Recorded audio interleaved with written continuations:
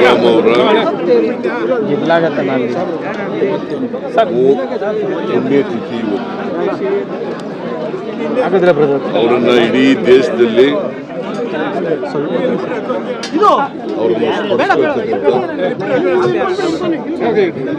ಅವರು ಬಿಟ್ಟೋಗಿರ್ತಕ್ಕಂಥ ಹೆಜ್ಜೆಗಳನ್ನು ದಾರಿಯಲ್ಲಿ ನಡೀತಕ್ಕಂಥ ಪ್ರಯತ್ನವನ್ನು ಮಾಡ್ತಕ್ಕಂಥದ್ದನ್ನ ನಾವು ಶಬ್ದ ಮಾಡ್ತಕ್ಕಂಥ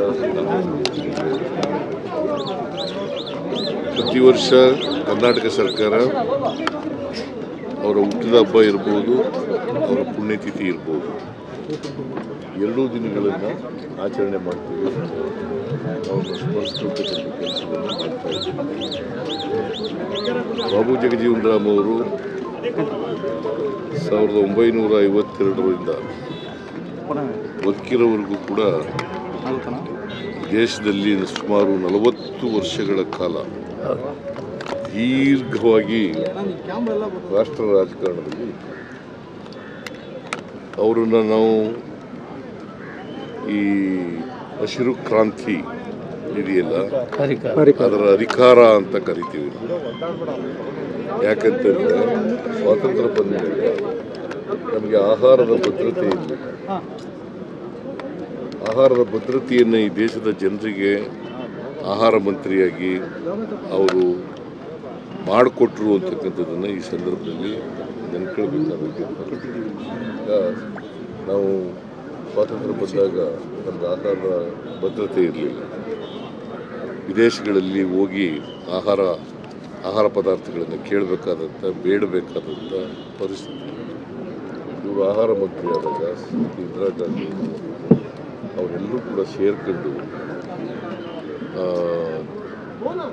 ಹೊಸ ತಳಿಗಳನ್ನು ಹಾಕಿ ರಸಗೊಬ್ಬರಗಳನ್ನು ಉಪಯೋಗಿಸಿ ಹೆಚ್ಚು ಆಹಾರವನ್ನು ಬೆಳೀತಕ್ಕಂಥ ಕೆಲಸವನ್ನು ಮಾಡ್ತಾರೆ.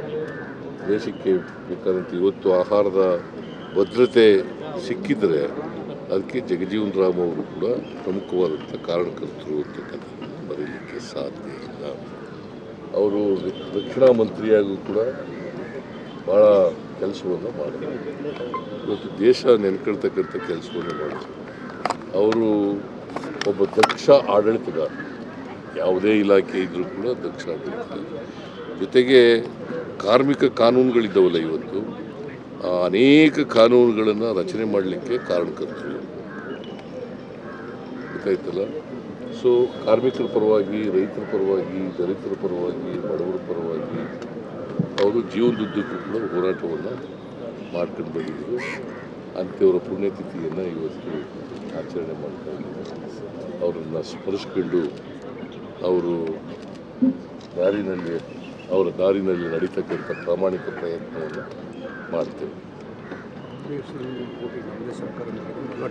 ಆಮೇಲೆ 13ನೇ ತಾರೀಕು ಅವರ ಹೆಸರಿನಲ್ಲಿ ಒಂದು ಜಗಜೀವನ್ ರಾಮ್ ಭವನವನ್ನು ನಿರ್ಮಾಣ ಮಾಡಿದ್ದೀವಿ.